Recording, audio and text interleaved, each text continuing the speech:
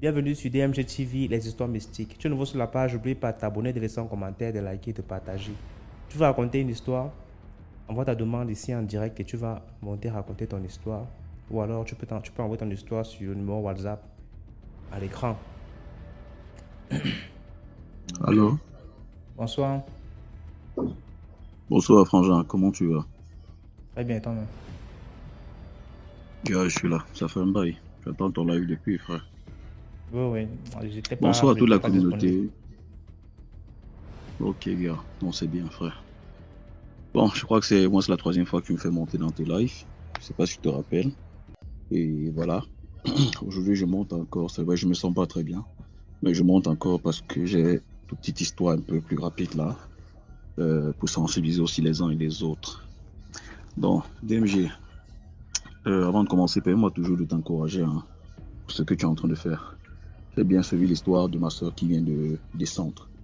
Donc, avec ma petite expérience en tant qu'une personne spirituelle, je voulais répondre à ma soeur qui me suit que le monsieur est venu voir ta petite soeur parce que ta petite soeur est une personne qui a une étoile plus forte que les enfants de ton père. N'oublie jamais cela.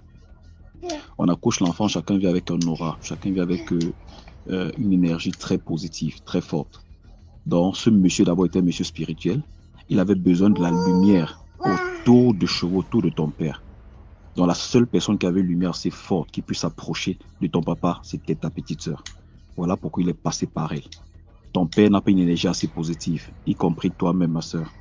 C'est pourquoi il a préféré passer par ta petite sœur. Il faut faire très attention à cette petite sœur-là. Observe bien comment ta petite sœur se comporte par rapport à d'autres enfants de ton père. Tu verras qu'elle a une capacité, elle a un comportement, elle a une attitude différente de vous tous. Tu sauras voir cela, ma sœur. Donc, DMG, voilà ce que je voulais dire rapidement en parenthèse, comme tu viens de le dire. Alors, la petite histoire que je vais vous raconter, c'est quoi?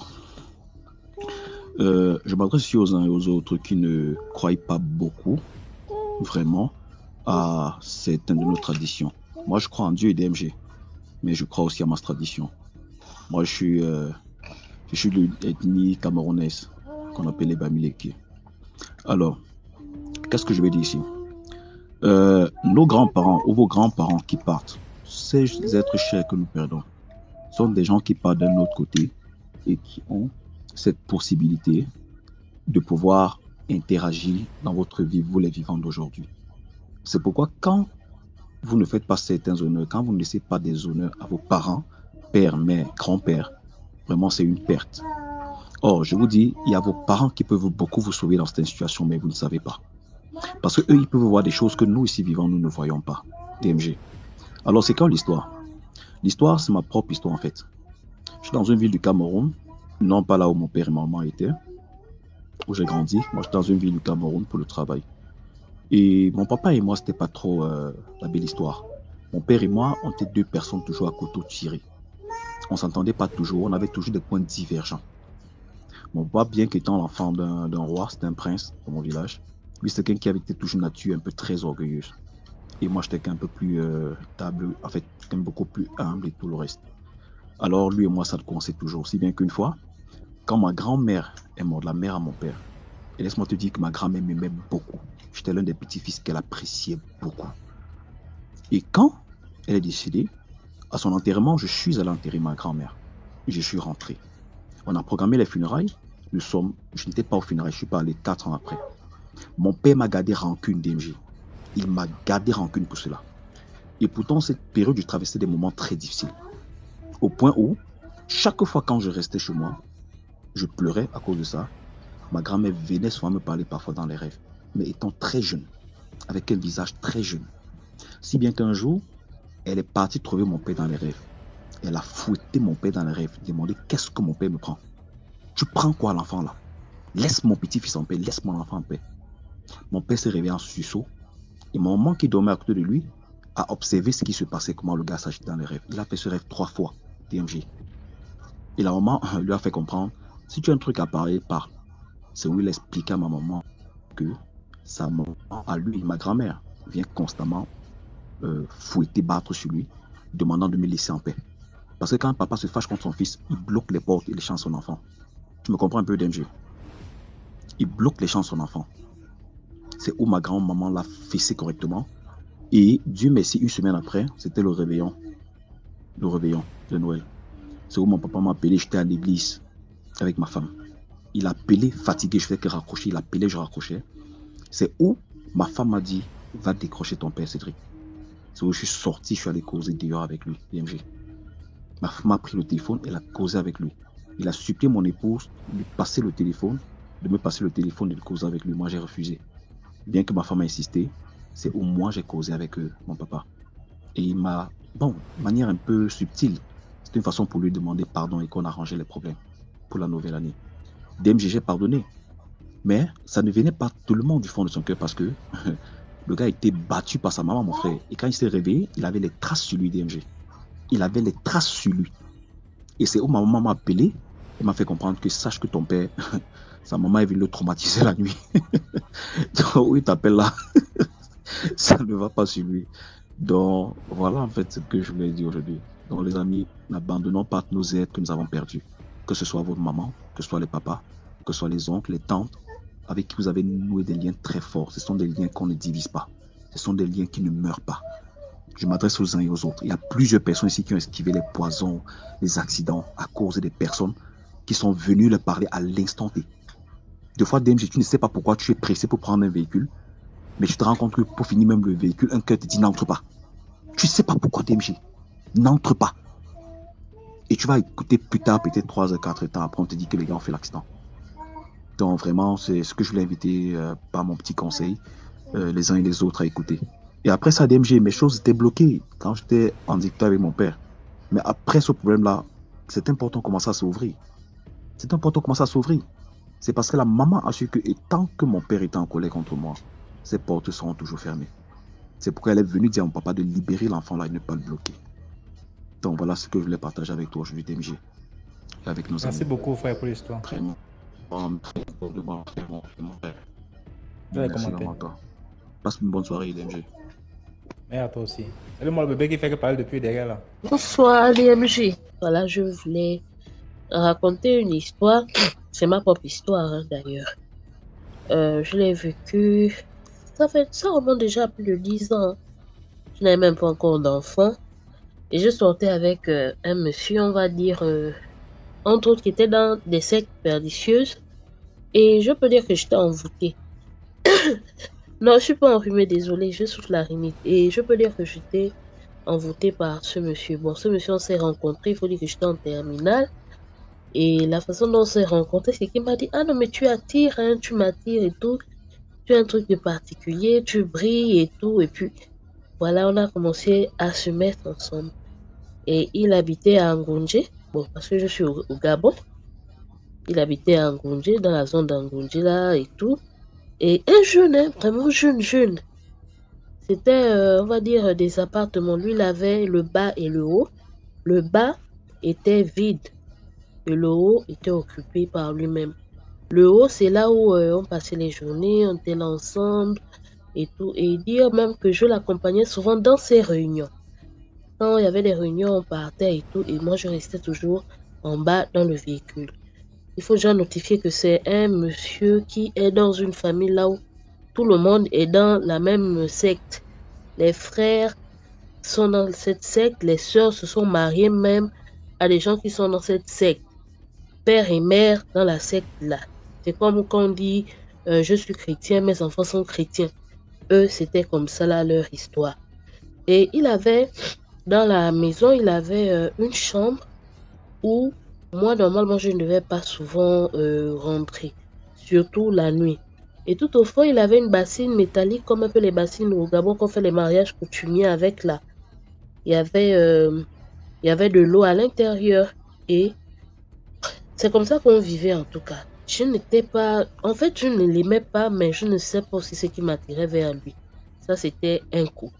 Et quand je suis allée à l'université, j'avais une condisciple classe qui aimait trop me parler, me disait toujours que mais tu sors avec une mauvaise personne, il faut laisser cette personne.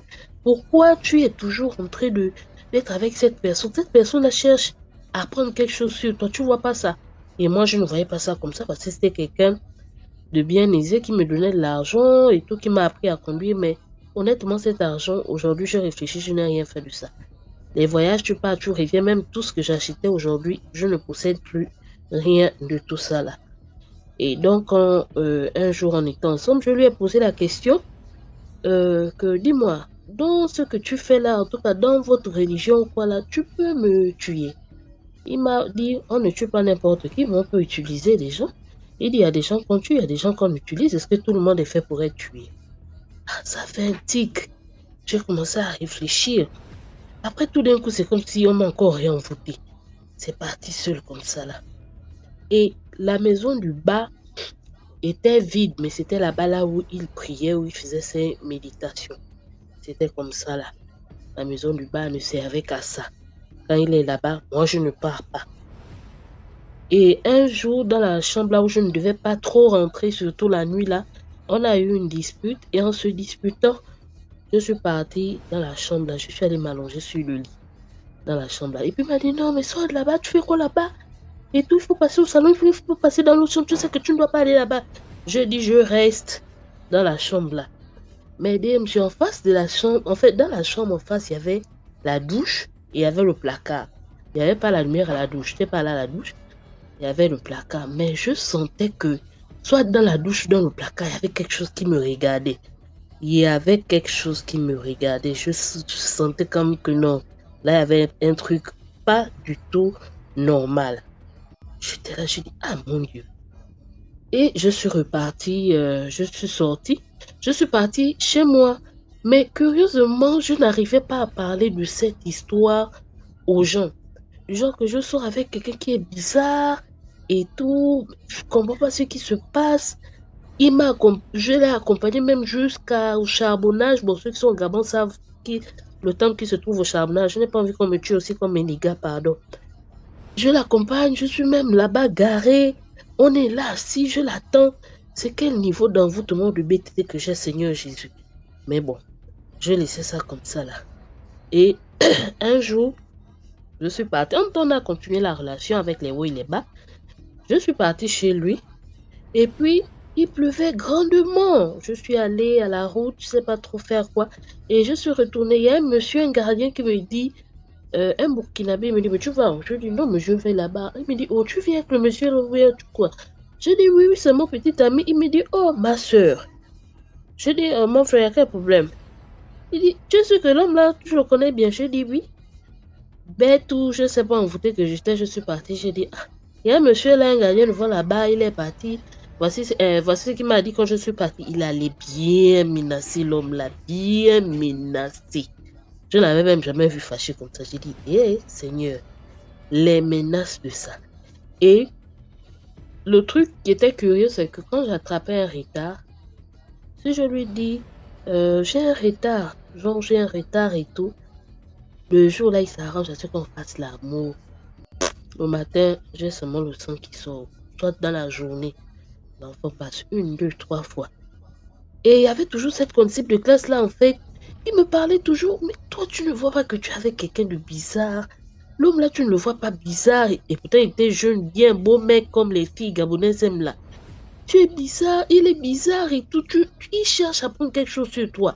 Je ne l'écoutais pas. Mais avec le temps, comme ma mère a pris beaucoup, paix à son âme, j'ai dit un jour dans ma chambre, Seigneur, si l'homme là est bizarre, s'il veut vraiment faire quelque chose avec moi, permets que je puisse sortir de là. Parce que je n'ai pas envie de mourir comme les gens qu'on voit elles sont mortes, on ne connaît pas l'histoire. Et les jours sont passés, un jour je suis partie chez lui. Au nom de rien, il n'y avait aucun problème. Je me suis levée aux environs de 22 h. Et je suis partie à la route chercher maintenant à prendre un clando. Et dans Ngonja à l'époque, c'était difficile d'avoir les clandos à l'heure là. C'est maintenant un véhicule qui passe. J'arrête le véhicule, vous pouvez me déposer au Kala et tout. Ah, l'homme là même me regardait bizarre parce qu'à l'époque, je n'étais pas encore trop bien construit dans la zone d'Angonje là. Il m'a quand même pris. Je suis montée, je suis venue. Depuis le jour où j'étais partie de chez lui là, je n'ai plus jamais remis les pieds là-bas. Il m'a appelé. Je décroche. C'est comment tu es où? Je suis chez moi. Tu es partie de la maison sans me dire. Mais j'avais toutes mes affaires en majorité, mes affaires, surtout mes cartes bancaires, ma carte d'identité nationale, mes cartes étaient chez lui. Moi, maintenant, pour aller prendre ça, c'est la première fois que j'avais eu peur de me rendre dans cette maison-là. Je ne sais plus ce que cette maison avait de part, mais j'avais peur. Et quand je dormais, je me voyais toujours avec lui en train de dire que tu devais lire, non, tu devais lire ça et puis signer, non. Tu peux faire partie, tu devais lire ça et puis signer, non. Et je priais toujours, je priais. J'ai pas voulu raconter ça aux gens, mais j'ai commencé à prier. J'ai vraiment commencé à considérer la relation avec le Seigneur. J'ai prié. Et j'ai laissé peut-être un mois comme ça. J'appelais souvent pour lui que mais ramène-moi mes affaires. Rien. Il me dit tu veux tes affaires, viens prendre ça à la maison, même quand je ne suis pas là. Je disais seulement que qui? Et c'est là où c'est comme si une pensée m'est venue que dans cette maison-là, il y avait une sirène. Mais bon, je banalisais parce que quand tu as peur, il y a aussi toutes les pensées du monde qui arrivent. Je disais non, faut pas être extrémiste comme ça là. Et un jour, je dors, je fais un rêve là où je suis maintenant en train de marcher sur de l'eau avec des gens. Et puis les gens là disent non, mais je dis, mais il y a des lumières dans l'eau comme ça bleu. Pourquoi? Ils disent non, faut pas regarder. Ce sont eux qui nous permettent de marcher sur l'eau comme ça là. Si vous regardez, vous allez vous noyer. Quand je me retourne, c'est comme s'il y avait une sirène. Et la sirène là m'a comme étouffée dans le rêve. Je me suis réveillée, j'ai prié. C'en était trop, je suis allée parler de ça à maman. Et puis on a commencé à prier là en bonne mère africaine là. On a fait le jeûne de 3 jours forcés. On a prié. Et un jour, lui-même, il est venu. Il est venu à la maison, il m'a déposé mes cartes bancaires. Il a déposé certaines de mes affaires et d'autres sont restées comme ça.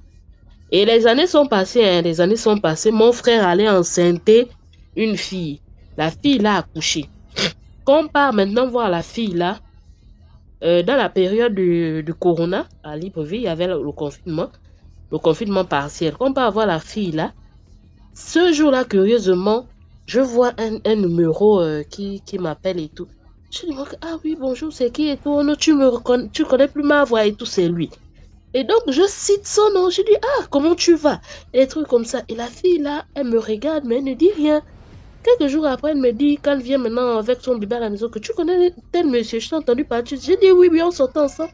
Elle dit, mais le monsieur l'a rendu ma copine folle. Hein. Je dis, comment ça? Elle dit qu'il a fait un enfant avec sa copine, mais que par la suite, il a demandé à la fille de donner l'argent. L'enfant plutôt, elle a refusé, il a donné, en contrepartie, il voulait de l'argent, elle a refusé, il a rendu cette fille folle.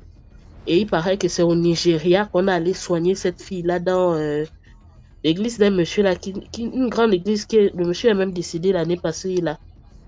Elle m'a dit, oh mais tu as vraiment raté parce que ce gars-là est très dangereux, il est dans les sectes, il est comme ça. Je ne pouvais plus venir lui dire aussi que, oh moi là même je devais mourir ou bien je devais devenir folle.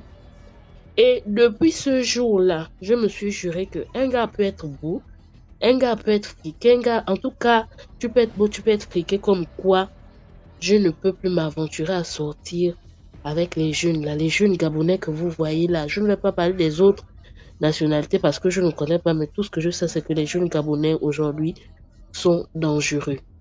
Et parfois même c'est une histoire de famille. Tu te dis qu'il n'y a que lui, c'est toute une histoire de famille. Ça m'a vraiment servi de leçon. Et j'ai dit plus jamais je ne serai là à compter sur l'argent de l'homme. Parce que moi je m'aime bien faire ça. Je suis belle, j'ai des belles formes, donc je vais compter sur l'argent de l'homme. Mais aujourd'hui là, je ne peux plus. Je ne sais pas ce qu'il est devenu entre-temps. Je sais qu'il a rendu ça la mère de son enfant folle, comme ma belle-sœur avait dit, mais je sais que c'est une histoire qui m'a traumatisée jusqu'à maintenant. Parfois quand je pense à ça, je dis, ah, mais j'ai failli mourir, hein. Et donc, vraiment, les filles, faites attention aux hommes avec qui vous sortez. Tous les hommes ne sont pas les mêmes, mais apprenez à prier. La prière est importante. Prie quand tu trouves un homme. Prie quand tu es avec un homme. Parce que tu ne sais pas. Parfois, quand tu le trouves, vous êtes bien. Mais tu ne sais pas là où il va aller mettre les pieds ou les gens qui vont l'aborder. Il faut prier pour ça. Parfois, au début, il t'aime. Au milieu, tu deviens le sacrifice parce qu'on lui a dit que si tu veux continuer ou si tu veux ascender, voici ce qu'il faut faire. Donc vraiment, c'était ça mon histoire. Excusez-moi pour la longueur, mais les filles gabonaises, je vais parler des filles gabonaises, faisons attention parce que je vois comment nous, on vit ici, là, au Gabon. Dès que quelqu'un a un peu l'argent, Ça devient le best, ça devient les grandes fiançailles, les grands mariages. Au revoir et... Merci beaucoup pour l'histoire. Hmm. Dans les commentaires. On peut toujours préciser que c'est pas tous les jeunes Gabonais. Toi, c'est ce que j'aimerais préciser ça parce que on va toujours généraliser. Voilà, il y a des jeunes Gabonais qui le font, mais c'est pas tous les jeunes. Donc, après, quelqu'un m'a monté à raconter l'histoire que méfiez-vous des jeunes Camerounais. Et là, je me sens indexé directement. J'imagine qu'il y a des Gabonais jeunes dans le direct là. Ils sont un peu genre, moi tu m'accuses, moi j'ai fait quoi? Sinon, l'histoire c'est ça. Hein. Méfiez-vous, les filles là. Méfiez-vous, s'il vous plaît. Bonsoir, le 9. Oui, allô, bonsoir. Bon, mon histoire, elle est très courte et je vais essayer d'être le plus bref possible. L'histoire se déroulait dans la ville de Mwanda et du coup, il s'agissait de mon grand-père. Et cette personne, en fait, avait été accusée de sorcellerie et soumise à un tribunal traditionnel. Du coup, de là-bas, ils ont décidé, en fait, de monter un plan avec quelques membres de ma famille, en fait, qui étaient de mèche et donc contre mon grand-père. Et du coup, ce qui s'est déroulé, c'est qu'il a été comme anesthésié et du coup, il n'a pas eu la parole. Ce qui fait qu'ils l'ont accusé à tort et l'ont lancé une sorte de sort autant pour moi. Et il a commencé à tomber malade jusqu'à ce qu'il meure. Et quelques mois plus tard, des gens ont commencé à être hospitalisés sans maladie détectée à l'hôpital et sont décédés 3 personnes. En récitant son nom à l'hôpital et en disant « Je t'ai pas seul, pourquoi tu me frappes, pourquoi tu me fais ce genre de choses, je suis ton père ». Et ils sont décédés par la suite. C'est la fin de mon histoire. D'accord.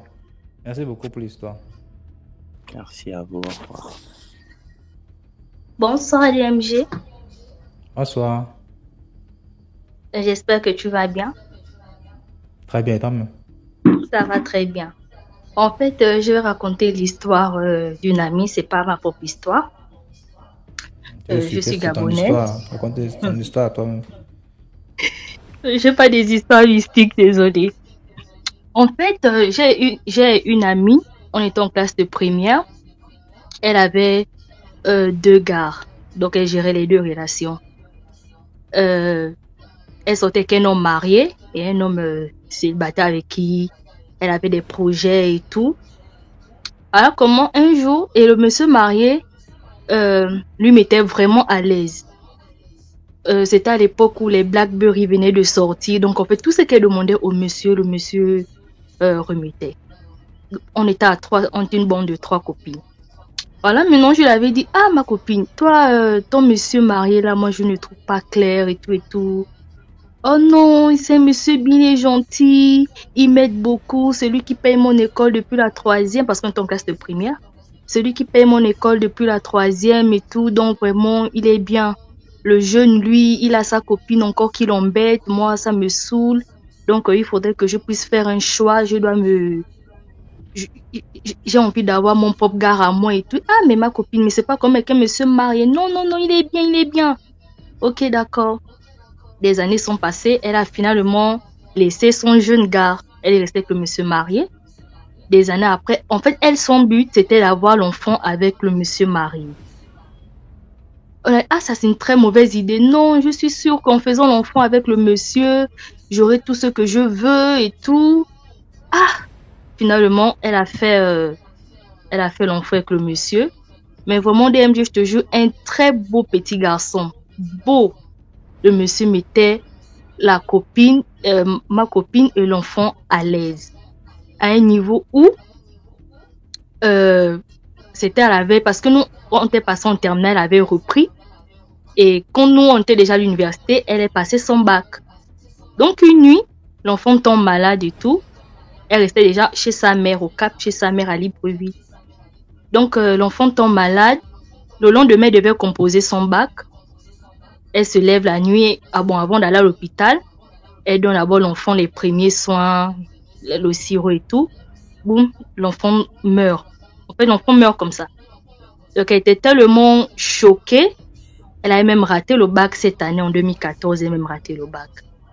Des années après, je ne sais pas de quoi l'enfant était mort. Des années après, quand j'étais au Ghana, elle avait pris contact avec moi en me disant, je voyais qu'elle me parlait maintenant de Dieu. Genre, c'est elle qui voulait maintenant trop m'évangéliser et tout et tout. Je dis que, mais toi, c'est comme avec ton histoire de Dieu que tu m'évangélises là. Moi, je me souviens à l'époque, quand je voulais te parler de Dieu, tu disais, voilà, tu n'étais pas trop intéressée. Non, elle était maintenant devenue très grande chrétienne. Je pense même qu'elle mange à la droite du Père. Non, Astrid, la vie, c'est pas comme ça, machin. Je dis que, qu'est-ce qui s'est passé dans ta vie que tu viens maintenant me parler comme ça? Et parce qu'on appelait son monsieur marié le DG. Et, mais DG, parce que je crois qu'il était directeur de quelque chose comme ça, d'une grande société de la place. Et DG à quel niveau et tout? Oh non, c'est un sorcier. Aujourd'hui DG c'est un sorcier. DG qui t'a mis à l'aise, DG tout, est devenu un sorcier. Ça, elle m'explique l'histoire que... elle m'explique maintenant l'histoire de pourquoi elle s'est séparée avec DG, parce qu'elle m'avait jamais expliqué cette histoire. Elle me dit non, le monsieur venait la miroiter. Mais non, on savait qu'il venait te miroiter. C'était pas simple parce que tu n'es pas la plus belle, tu n'es même pas la plus intelligente. Et déjà, c'est un monsieur marié où sa femme aussi a vraiment fait l'école. Sa femme, il a investi avec sa femme. Donc, qu'est-ce que toi, tu as de plus qu'il va te suivre, en fait? Elle dit non, le monsieur venait la miroiter. Il était d'après ce qu'elle me raconte, le monsieur était dans une secte. En fait, il trouve une fille, il s'occupe de la fille pendant 6 ans, jusqu'à ce que tu lui donnes l'enfant, et après, il récupère l'enfant. Je lui dis, mais comment ça? Elle m'explique, quand elle était enceinte, le monsieur a même construit la maison. Le monsieur avait tout fait. Il avait déjà mis la maison au niveau des finitions. En fait, ils étaient déjà au niveau des finitions. Et après, le monsieur l'avait promis que quand elle devait avoir son bac, il devait l'acheter une voiture. Il avait miroité en allant visiter les voitures avec elle. En fait, pour elle, c'était la belle vie. Donc, quand l'enfant meurt, il vient chez les parents pour reconnaître que oui, j'ai fait l'enfant avec votre fille, mais l'enfant est mort. Je prends tout en charge. Il a tout pris en charge. Le lendemain, le monsieur devait voyager dans une autre province. Quand il n'avait pas de problème. Quand il voyage, quand il revient, elle constate que le monsieur a complètement changé avec elle. Il ne répondait plus à ses appels. Et en fait, il ne faisait plus rien. Il ne s'occupait même plus d'elle. Mais avant de partir, il avait déposé de l'argent chez... je ne sais pas comment on appelle ça. En tout cas, une quincaillerie pour terminer directement les travaux. Et elle était allée chercher que, mais lui, moi, on n'a aucun problème. On a perdu l'enfant. Mais pourquoi il devient distant avec moi? C'est dans ses recherches chez les Noirs qu'on expliquait que, mais voilà comment le monsieur est. Donc, depuis ce jour, elle est devenue une très grande chrétienne. Elle a décidé de ne plus sortir avec les hommes mariés et seulement avec des jeunes. Je dis, mais ce que tu ignores, c'est que la personne soit mariée, jeune, célibataire. Aujourd'hui, la vie est tellement dangereuse que tu dois faire attention. C'est vrai que c'est une mauvaise expérience que tu as eue, mais cela ne... Voilà, ce sont des choses de la vie. Voilà, c'est un peu ça mon histoire, de dire que nous devons faire très attention. Voilà. Merci beaucoup pour l'histoire. Ok, merci. Bonsoir Cathy. Bonsoir à DMG. Bonsoir à toute la team. Comment allez-vous? Je veux raconter. Je vais très bien. Et vous-même? Je monte pour la première fois. J'espère que je ne serai pas stressé. Non, il n'y a rien. Parlez normalement. Je raconte. Oui, je parle normalement. Voilà. Je raconte ma propre histoire qui a eu lieu le week-end dernier. Une promotionnaire a perdu sa petite sœur et nous sommes allés dans une ville voisine. Je suis camerounaise et c'est au Cameroun, dans le littoral. On allait dans une ville voisine de Douala pour les obsèques. Entre-temps, c'est la ville qui nous a grandis parce que c'est les promotionnaires d'école. C'est là-bas que nous avons fréquenté et tout.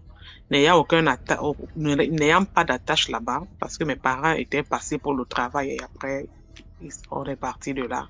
Chaque fois que je vais là-bas, je finis à l'hôtel. Donc, je prends une chambre d'hôtel et puis j'ai une grande sœur du village qui est aussi passée par là. Mais elle a construit, je savais pas.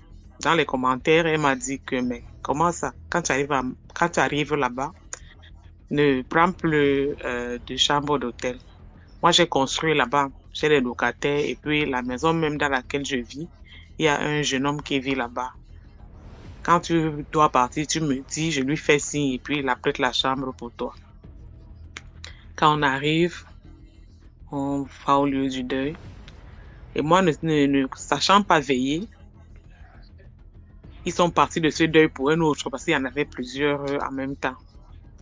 Je suis restée au lieu du deuil, fatiguée. J'ai appelé son garçon là. Il est venu me chercher, on est parti dormir. Mais DMG, je n'ai jamais passé ce genre de nuit. Quand je suis arrivée, j'ai prié. Je suis entrée dans ma chambre. J'ai prié, je voulais faire les commentaires. Je ne voyais pas ce que je pouvais parler avec lui. J'étais fatiguée. Il était plus de 21h. Je suis entrée dans ma chambre, j'ai fermé la porte. Et curieusement, il n'y avait pas les fenêtres. Bon, c'était pas, il n'y avait pas de fermeture. Juste l'antivol, le grillage et puis un semblant de rideau. Déjà que dans ma tête, on était en train de me lorgner de l'extérieur.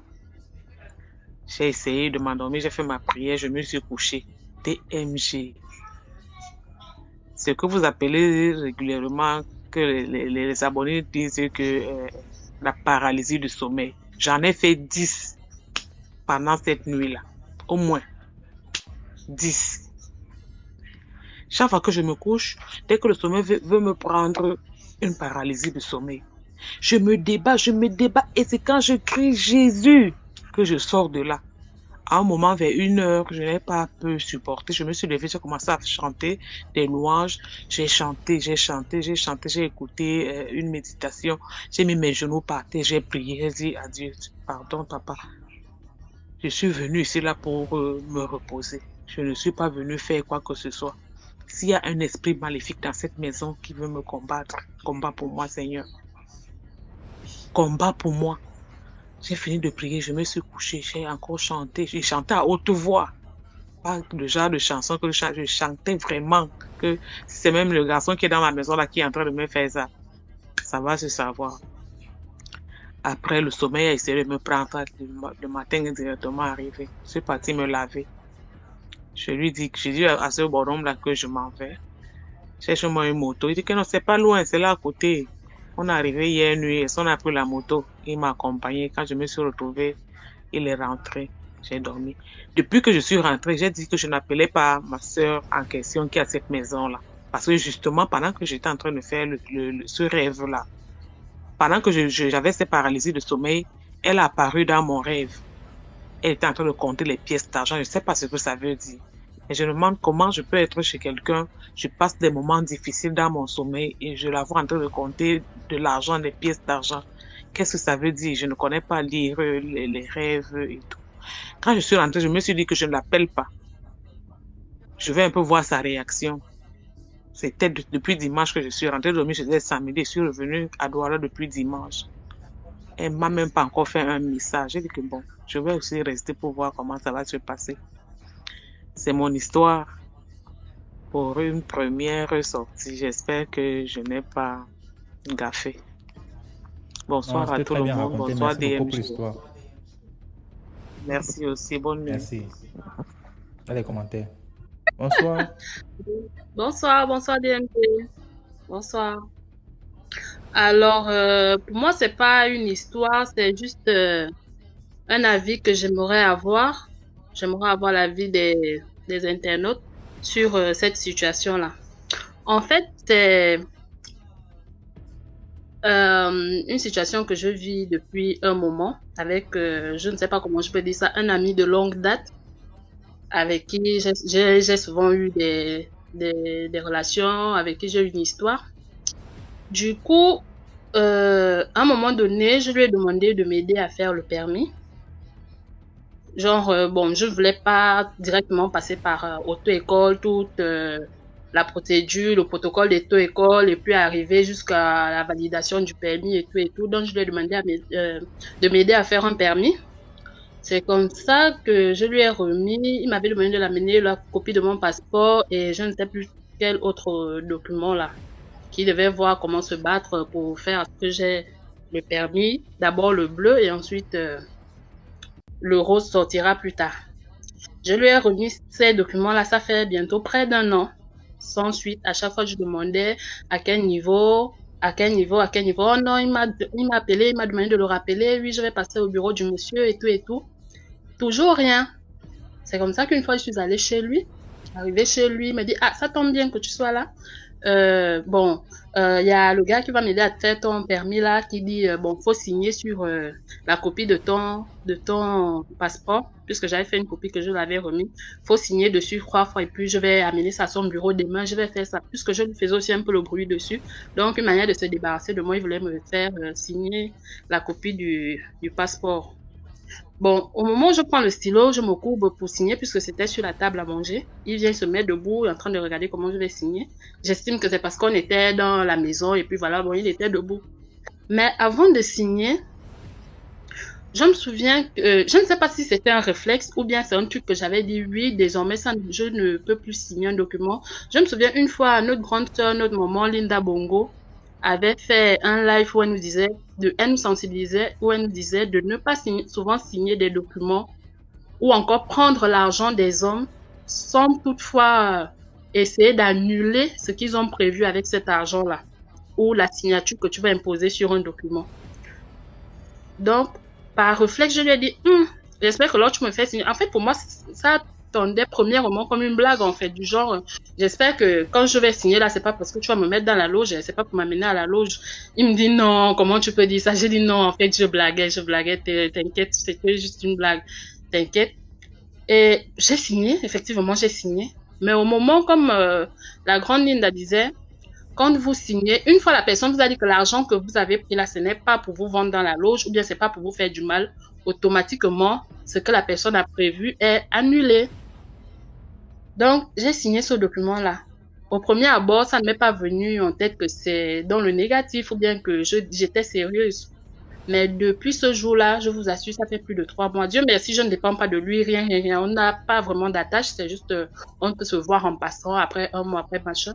Mais depuis que je suis partie de là, il ne m'appelle plus. J'appelle, il ne décroche pas. J'appelle, il ne décroche pas. Même quand j'appelle avec le numéro d'une autre personne qui décroche que c'est moi. Oui, je te rappelle, s'il te plaît, tu peux me laisser te rappeler là, s'il te plaît. J'ai dit, je sais que tu m'as pas rappelé, mais je voulais demander votre avis. Est-ce que le fait qu'il réagisse comme ça ne voudrait pas signifier que j'ai peut-être anticipé ce qu'il voulait faire ou bien c'est... Bon, parce que si c'est la frustration, c'est quelqu'un qui, dès que je dis non, pardon, excuse-moi, désolé pour ce que j'ai dit là. Bon, non, ça va passer crème. Mais là, j'ai franchement l'impression qu'il voulait faire quelque chose et que j'ai anticipé et donc il est fâché, il ne veut plus me parler, rien. Je veux en fait avoir l'avis des internautes là-dessus. Merci.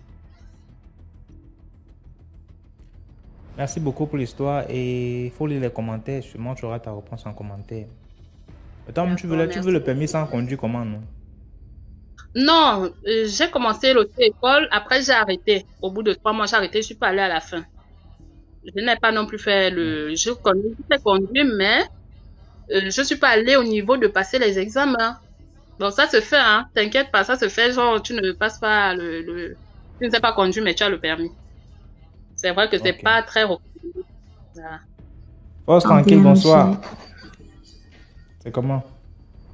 Bonsoir à tous. Moi, j'ai deux toutes petites histoires. Je sais pas si je vous raconte toutes les deux ou je reviens après. Ok. Alors, la première, il s'agit de mon grand-père maternel, donc le papa de ma maman. Donc, c'était au village. Ils étaient allés à la chasse le matin.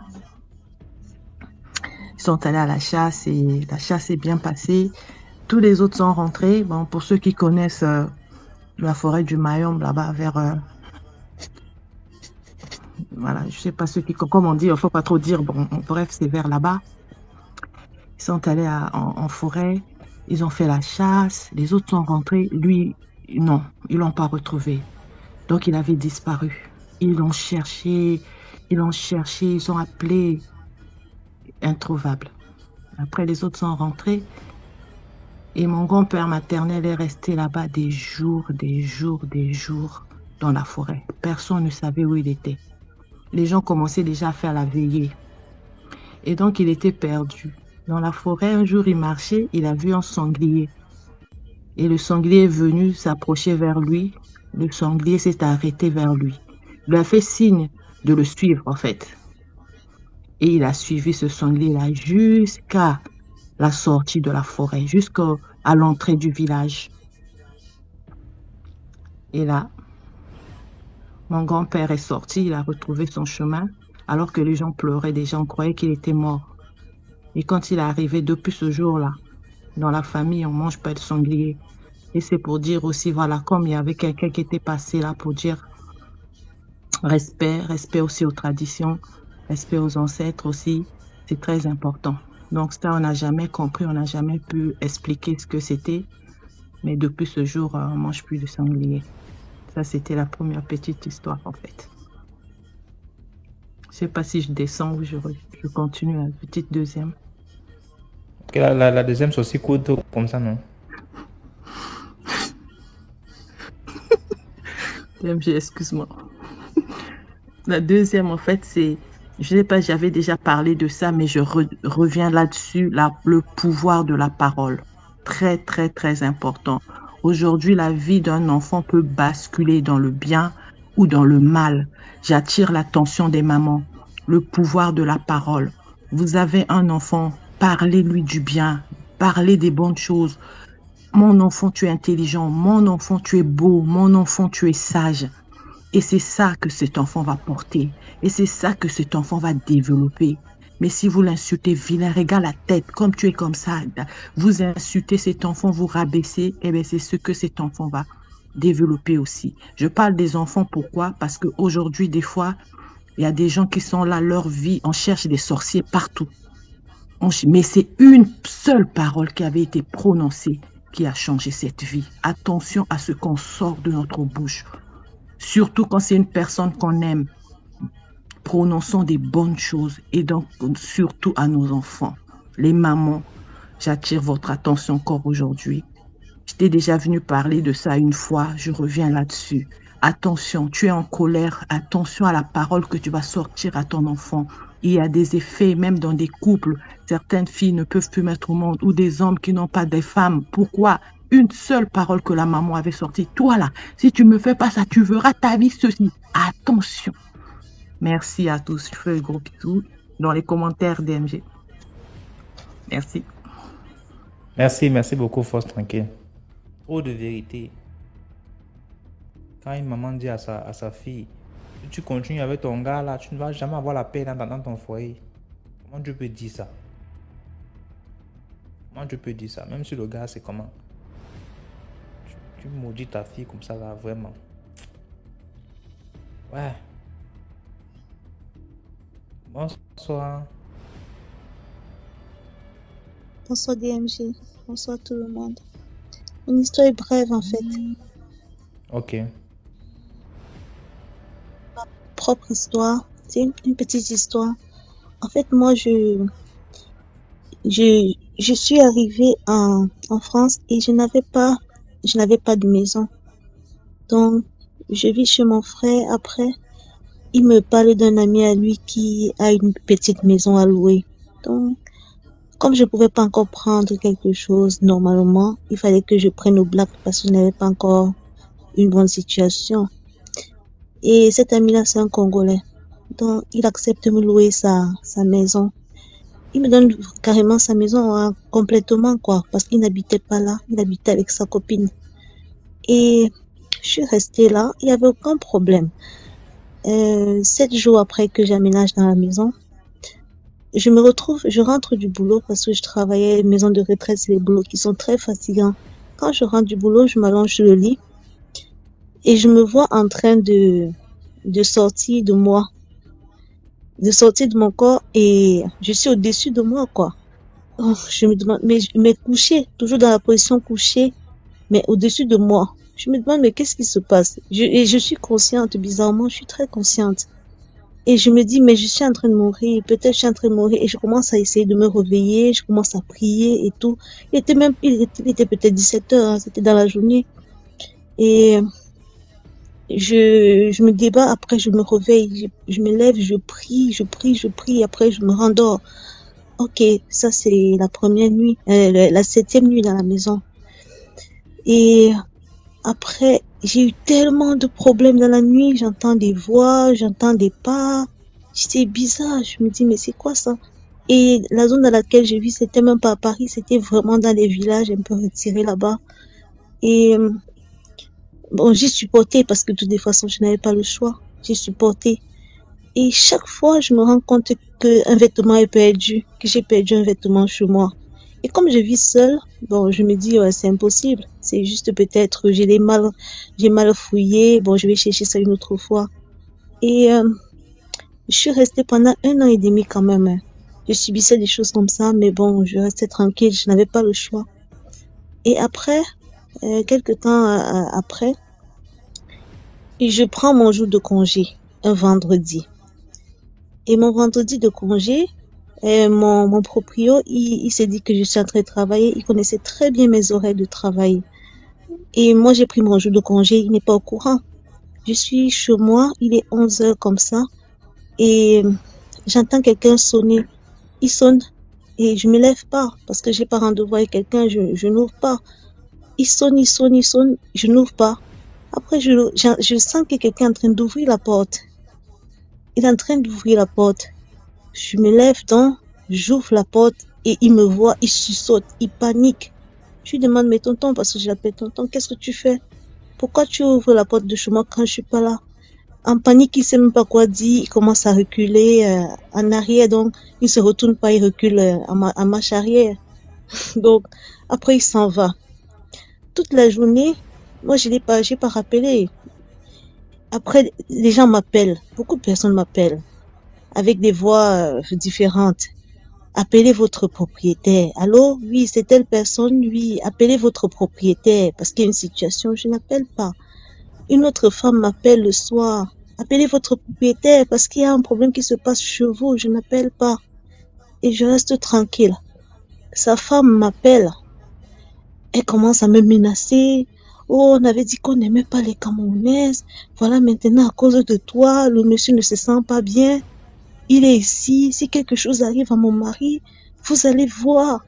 Ah, il dit Seigneur, moi je ne sais même pas qu'est-ce qui se passe. Je ne suis au courant de rien, je ne sais pas.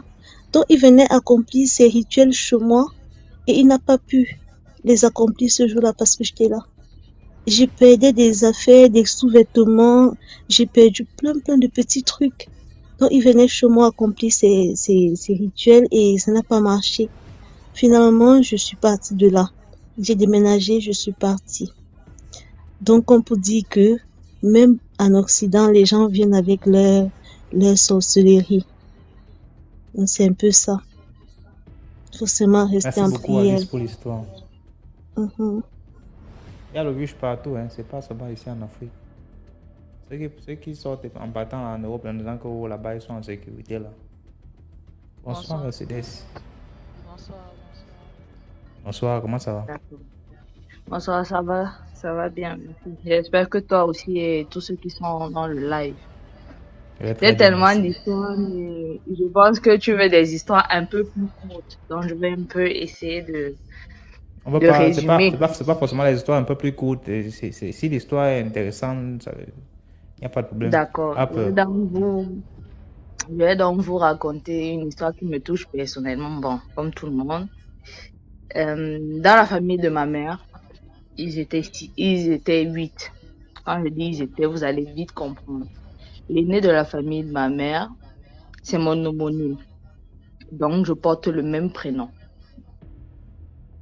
À l'époque parce qu'elle est déjà dans 65 ans. À l'époque, c'était la fille au village qui avait eu, si tu es Camerounais, tu sais, le BPC dans le village pour la première fois. Et quand elle a le BPC comme ça, la famille de ma mère vient d'une famille très pauvre. Donc, ça fait le tollé. On dit, mais une fille, déjà, à l'époque, c'était rare que les filles aillent à l'école, tu vois. Donc, sa grand-mère, la mère de mon grand-père, donc de son père, la mère de son père, dit à son fils, mon grand-père, j'espère que je ne perds pas des gens, que envoie-moi ta fille chez moi, parce que mon grand-père, bien sûr, il était là marié et tout, il était de son côté. Il dit à mon grand-père, envoie-moi ma petite fille. Moi, je suis Bassa, pour ceux qui connaissent, je dois la bénir. Donc, lui, naturellement, il envoie sa fille chez sa mère. Mais ce qu'on ne savait pas, c'est que la mère de mon grand-père était sorcière. Donc, elle a fait d'elle son héritière. Dès lors, sa vie a commencé à être catastrophique. Elle a le BPC, elle va en seconde, elle fait la première, elle arrive en première, elle fait la première pendant 7 ans. Mais elle est d'une intelligence terrible. Au bout de la 4e année, quand elle reprend le probatoire en première, parce qu'au Cameroun, il y a un examen qu'on appelle le probatoire. Au bout de la 4e année, elle donne des cours de 6e en 3e parce qu'elle a le niveau. Elle connaît, mais on ne sait pas pourquoi elle ne passe pas. Au bout de la 7e année, elle a le probatoire. Elle arrive en terminale. En terminale, elle fait 5 ans. Mais elle est toujours prof vacataire. À l'époque, c'était les Canadiens qui donnaient des cours et tout. Donc, il y a un de ses profs de français qui dit, écoute, quand je rentre au Canada, là, parce qu'elle est d'une beauté terrible. Quand je rentre avec toi. Elle vient donc dire à ses sœurs, parmi lesquelles il y a ma mère. Ma mère est la 3e, elle c'est l'aînée. Et ma mère, c'est quelqu'un qui a bourlingué. Ma mère dit non. Si tu dis à maman, elle va refuser parce qu'à l'époque, nos grands-parents là, ils n'étaient pas très éduqués. Elle a dit que les blancs mangeaient les noirs et tout. Ils ne savaient pas trop. Ma mère a dit que si tu dis à maman, tu vas rester ici. Mais elle était tellement matrixée étant l'aînée, elle a reçu vraiment toute la rigueur de l'éducation. Elle dit à ma grand-mère, comme on s'attendait, refuse. Entre-temps, elle voit des choses. La nuit, elle dort, mais elle ne dit pas. Elle voyage avec sa grand-mère, mais elle ne dit pas. La grand-mère finit par mourir. Et c'est à la fin que je vais peut-être sortir une sorte d'enseignement de cette histoire. Donc, le monsieur finit par partir, le blanc là, son professeur, avec sa camarade de classe. Quelque temps après, elle rencontre un autre Camerounais qui a fait ses études à Reims, à l'université de pharmacie. Il la voit, il craque, il dit que toi, non, tu es ma femme et tout. À l'époque, 2 jours avant le mariage, elle se plaint de douleurs de ventre. On dit, on va à l'hôpital et tout. Et ça, c'est mon père qui me raconte ça avant son décès. Il va aller à l'hôpital et tout. Et vu que mon père vient d'une famille assez aisée et qui courtisait ma mère, donc on l'appelait un peu le bon beau-frère, que bon, comme tu as souvent la voiture là, viens, tu nous accompagnes. Arrivé à l'hôpital, on dit non, c'est l'appendicite, c'est une opération bénigne, ça va bien se passer et tout, c'est rapide. Quelque temps après, le docteur avait dit 1h30 ou 2h au maximum, 3h, 4h, mais tout le monde a l'attente d'attendre que mais c'est toujours l'appendicite comme ça. Quand le docteur sort, il sort avec un sachet où il y a tout son utérus dedans. On dit qu'on a ouvert, on a vu que tout l'utérus était posé. Tout le monde est en panique. Comment, quand elle va sortir de la salle d'opération, on va lui dire que, en fait, elle ne peut plus enfanter alors qu'elle doit se marier dans 2 jours. Finalement, c'est mon père qui prend les devants et tout ça. Il dit que bon, voilà, il y avait tel problème. C'est là où, petite anecdote, c'est ce jour-là qu'elle a goûté. Non, c'est dans cette période-là qu'elle a goûté sa première bière parce que ma grand-mère était tellement dépassée qu'un jour, elle a dit que viens, on peut boire un peu les castels nous deux parce que ma grand-mère ne savait pas quoi dire, elle aussi. Bref. Elle essaie de se remettre tant bien que mal. Elle fait la rencontre d'un avocat au barreau de Paris, toujours un Camerounais d'origine. Le Camerounais lui dit, moi je t'aime et tout, je vais t'épouser. Elle dit que où tu vas là, je suis là, je n'ai pas, voilà. Mais il était très évolué, tu vois, quelqu'un qui est né en France, il dit, mais c'est pas grave, on peut adopter, je peux faire mes enfants et tout, machin. Il vient, il adopte. Une semaine après la dot, il devient fou. Mais pas le fou qui pète un peu les plombs. Il marche, tant qu'à le son, il se déshabille, il mange à la poubelle. C'est là où la famille dit que, ici, là, non, votre histoire, si ce n'est pas clair. C'est comme ça qu'elle s'appelle Marie comme moi. Elle ne s'est jamais mariée. À un moment, vu qu'on a grandi, ses sœurs ont fait leur vie. Donc, ma mère, ils étaient 6 filles, 2 garçons. Ses sœurs ont fait leur vie et tout ont voyagé, ont fondé leur famille. Mais on a constaté que les 2 garçons, parce qu'ils étaient juste 2 garçons, n'arrivaient pas à vivre leur vie, à s'envoler, à aller fonder leur famille. Ils sont restés tous les 3 là, dans la même maison familiale, jusqu'au décès de ma grand-mère. Pour ceux qui connaissent un peu le principe du femme, là, on dit que quand tu vends quelqu'un, quand tu tues quelqu'un, c'est après 5 ans qu'il faut renouveler. Donc, le petit frère meurt en 2009. C'est là où ma mère, qui est quand même quelqu'un qui regarde, dit que, mais cette histoire-là, qu'est-ce qui se passe même? Parce que c'est le petit frère, il ne buvait pas, il ne fumait pas, rien. C'était un sportif, lui, il voulait jouer au foot.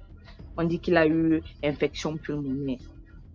C'est quand il décède, ma mère va à la morgue pour voir le corps de son frère parce qu'elle n'était pas dans le pays quand elle est décédée, elle allait regarder. C'est là où le morguier dit que vous êtes fort dans votre famille là. Ma mère dit que mais nous sommes forts comment? Elle dit que mais ta soeur elle vient seulement raser les poils pubiens de ton frère. Et ceux qui connaissent savent que les poils pubiens c'est très dangereux. Ma mère dit que quoi? Elle dit que ta soeur elle est venue raser les poils pubiens là. Ma mère aussi commence à regarder. On dit que non, en fait, c'est elle qui a fait en sorte que le petit frère parte pour travailler dans l'au-delà. Bref, je sais pas comment ils appellent ça. Ma mère gâte le corps. Donc, elle empêche d'aller travailler. Mais ce qu'on ne savait pas, c'est qu'elle avait déjà souscrit une assurance sur le grand frère. Que si le petit frère meurt, le grand frère part directement. Et c'est exactement ce qui s'est passé. Le petit frère est mort, le grand frère est décédé. Quelque temps après, vu qu'elle n'a pas eu d'enfant, dans la société, là, on lui a demandé de dire qui est-ce qu'elle allait ramener pour la remplacer. C'est comme ça que, depuis mes 19 ans, j'ai commencé à rêver. Je rêvais d'une femme que je n'avais jamais vue parce que je n'ai pas connu mon grand-père. Mais, je voyais sa mère. Donc, je voyais ma grand-mère qui venait. Je voyais tout le monde dans les rêves. Je vois comment tout le monde est dans la cour. Je vois une femme à une chaise à bascule avec le doigt coupé. C'est un jour, quand je vois cette femme-là, elle me dit que c'est le temps, il faut partir. Je dis, maman, un jour je me lève, je dis, maman, je vois une dame, elle a le doigt coupé. Elle ressemble beaucoup à Tata Marie, mais elle fume la pipe et tout. Ma mère est en train de faire la vaisselle, elle casse une assiette. Elle dit comment ça se fait que tu vois ton arrière-grand-mère alors que tu n'as pas connu ton grand-père. Ça a commencé à être... Moi, j'étais dans sortie du pays, j'étais plus à côté de ma mère. Ma mère me faisait des séances de délivrance et tout ça. J'ai senti sa présence, je l'ai entendu parler en ambassade dans ma chambre au Sénégal. Elle me dit que tu allais nous trahir et tout ça, tu ne veux pas venir alors que tu viens de nous prévenir. Elle dit que vous êtes fous, quoi. Je suis juste ta nièce. Nous ne sommes même pas, bref, ça a été très compliqué. Et jusqu'à présent, Marie Geneviève n'était jamais mariée. Elle est devenue folle. Elle est devenue folle parce qu'on dit qu'elle a reçu la sorcellerie, mais elle n'a pas parlé. C'est pour ça que je veux dire aux gens qui sont ici présents sur le live que avant de donner les noms, les homonymes, là, rassurez-vous des personnes qui sont derrière. Parce que moi, ce que j'ai vécu, c'est, vous savez pas à quel point à quel point vous avez la chair de poule. Quand vous entendez quelqu'un qui est censé être mort depuis plus de 40 ans, on parle depuis plus de 50 ans. Vous parlez, vous dites qu'il faut que tu prennes le bâton. À un moment, quand mes soeurs ont accouché, elles ont dit que non, je ne sais pas si tu dois porter notre bébé là, nos bébés maintenant, parce que ils savaient déjà que voilà, il y avait un certain lien qu'il a fallu rompre. Donc voilà, moi j'ai été un peu long, vous allez m'excuser, mais vraiment les trucs d'homonyme les éviter parce que je vous jure que truc sorcellerie, je sais que je ne suis pas là, mais j'ai beaucoup de ces, comment on va dire ça, beaucoup de ces caractéristiques. Des fois, quand je fais des trucs, je vois que c'est elle parce que je porte son nom. Donc c'est très, faites attention. Excusez-moi si j'ai été longue. Merci de votre attention. Merci beaucoup, Mercedes, pour l'histoire. Hello, DMG. Bonsoir. Bonsoir, vous m'entendez? Oui, très bien. D'accord. Moi, je voulais un peu revenir sur la paralysie du sommeil.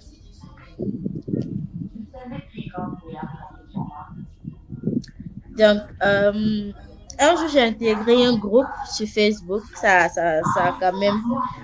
a duré, franchement, ça vaut 2 ans, mais 3 ans de cela que je me suis désabonnée. Il y a une télé derrière toi, hein?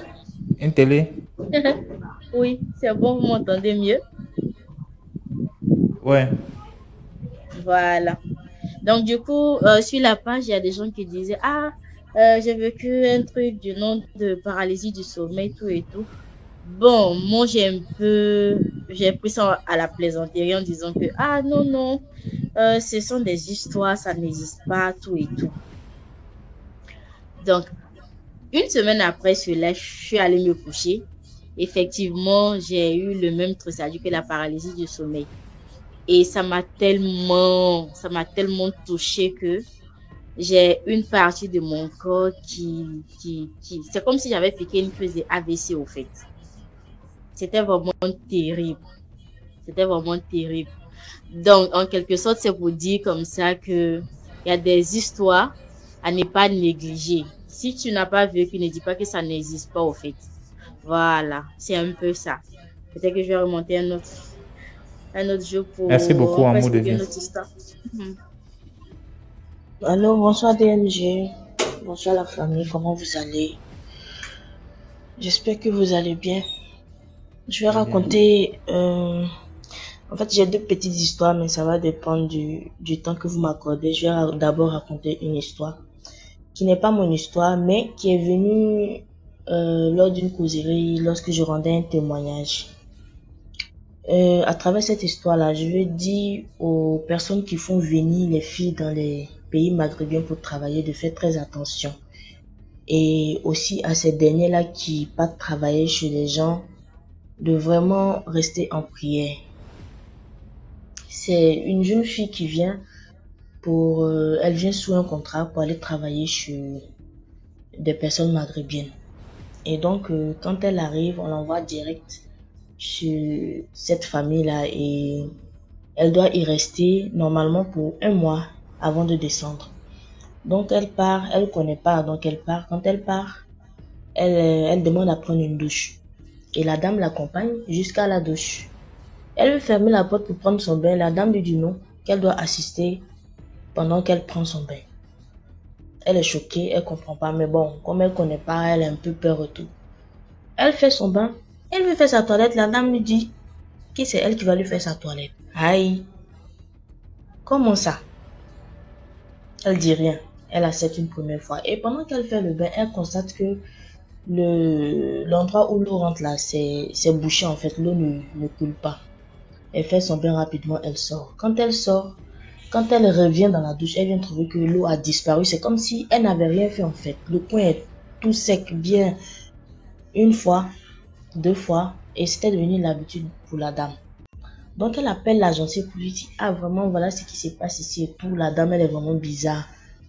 Que elle me fait faire des choses et tout. Là, le monsieur lui dit, non, il faut attraper ton cœur, c'est pas facile. Hein. Quand tu viens à l'aventure, c'est pas facile. Attrape ton cœur au moins 2 semaines. Et comme ça, on va voir ce qu'on peut faire. La fille accepte. Elle reste là-bas. Jusqu'à ce qu'une nuit, la dame la prenne pour la mettre dans une chambre. Qu'elle parte dormir là-bas. La fille entre dans la chambre et tout est noir. Elle enferme la fille. Tout est noir. Donc la fille prend peur. Elle commence à prier. Elle prie toute la nuit. Elle ne dort pas. Elle a tellement peur. Elle essaie de joindre l'agencier qui ne décroche pas. Donc elle appelle la dame qui l'a ramenée. Jusqu'au matin, la femme qui l'a pris pour le travail, là vient, elle ouvre la porte et elle commence à insulter la fille. Elle commence à vraiment, elle veut même taper sur la fille. Elle dit à la fille, pourquoi est-ce que la fille n'a pas dormi durant la nuit? Pourquoi est-ce que la fille n'a pas fermé l'œil de la nuit? La fille lui dit, ah, mais j'avais pas sommeil. Elle dit, non, pourquoi? Donc la fille, elle envoie un message à la dame pour lui dire vraiment, je ne peux plus rester. Et si vous ne venez pas me chercher, je pense que je vais mourir ici. Donc la dame maintenant qui appelle l'agencier pour menacer l'agencier. Et la fille, elle rentre à la maison. Elle rentre, elle est comme perdue quoi. Elle n'arrive pas à parler. On lui demande ce qui se passe, elle ne peut pas parler. Donc c'est comme ça que la dame qui l'a envoyée l'amène chez une servante de Dieu. Lui dit, il faut parler. Je ne sais pas ce qui s'est passé là-bas. Mais il faut que tu parles à la dame. Elle peut t'aider. Si c'est un problème d'ordre spirituel, elle pourra t'aider. C'est comme ça que la fille explique. Explique tout ce que je viens de vous expliquer là. Et dit que la dame avait un chat dans la chambre. Un chat noir. Un gros chat noir. Donc ce qui faisait qu'elle avait peur de dormir. Parce qu'elle ne sait pas si le chat allait sauter sur elle. Ou bien ce que le chat allait lui faire. Et la dame qui lui dit qu'il ne faudrait pas qu'elle dise un mot de ce qui se passe chez elle, sinon elle allait la tuer. Donc du coup, elle avait peur de s'exprimer. Donc c'est comme ça qu'ils ont fait des prières. Après ça, elle est tombée malade, mais par la grâce de Dieu, avec les prières et tout, maintenant elle va bien.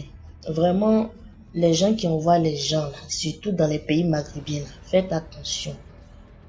Quand quelqu'un part dans un coin travailler, qu'il vous dit vraiment, il raconte des difficultés là-bas, il raconte des trucs, des choses, des problèmes là-bas, comprenez. L'argent c'est bon, mais la vie d'abord, c'est quand on a la santé qu'on travaille. Et vous aussi qu'on amène chez les gens. Quand vous arrivez dans un coin là, cherchez au moins à envoyer la localisation. Comme ça, s'il y a un problème, on sait où aller vous chercher. Donc, c'était ça ma première histoire. Maintenant, je ne sais pas si le temps le permet pour raconter une deuxième histoire, mais qui est toute petite, elle est courte. Ok, allez-y. Ok, merci beaucoup.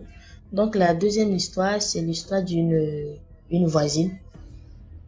Une voisine qui aimait vraiment vider les poubelles tard dans la nuit. Chez nous, en Côte d'Ivoire, à partir de 18h, on vous dit... Bon, chez nous, les musulmans en général, on vous dit à partir de 18h, restez un peu à la maison le temps que 18h passe parce qu'il y a des génies qui passent, il y a des mauvais esprits qui passent et tout.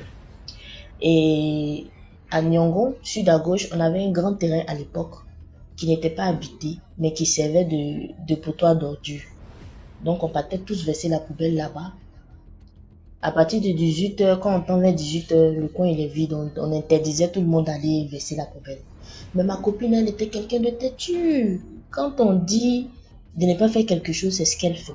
Un soir, elle se lève, elle prend la poubelle, elle part pour jeter à 18h. Quand elle part, elle arrive là-bas, bam, dans son oreille. Elle reçoit vraiment une bonne dose de paracétamol à l'oreille. Elle vient à la maison. Quand elle vient à la maison, elle est comme quelqu'un de tolol, quoi. Elle n'entend plus. Quand on lui parle, elle regarde dans le vide. Elle est devenue complètement sourde. Elle n'entendait pas. Et la partie où on l'a giflé, l'œil ne fonctionnait plus. Ça dit qu'elle n'arrivait plus à voir. Donc on ne savait pas ce qui se passait. Ça a duré comme ça une semaine jusqu'à ce qu'on l'envoie chez des praticiens pour pouvoir l'examiner.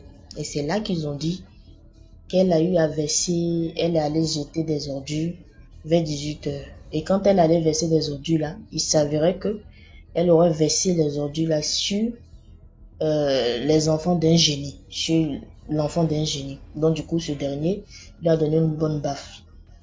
Donc c'est ce qui avait fait qu'elle avait perdu la boule. Mais par la grâce de Dieu, maintenant ça va, elle a des enfants et tout. Donc vraiment, faut dire aux gens que les choses de l'Afrique existent, quoi. Quand tu es dans un coin qu'on te dit ici là, faut pas faire comme ça, il faut faire comme on dit là. Parce que ceux qui ne le font pas, c'est pas parce qu'ils ont pas envie de faire ou parce qu'ils sont bêtes. Ils le disent en connaissance de cause. Donc voilà un peu mes deux histoires. Merci beaucoup. Que Dieu vous bénisse encore pour ce que vous faites et merci à la famille. Bye. Merci beaucoup Yamé pour l'histoire, pour les deux histoires.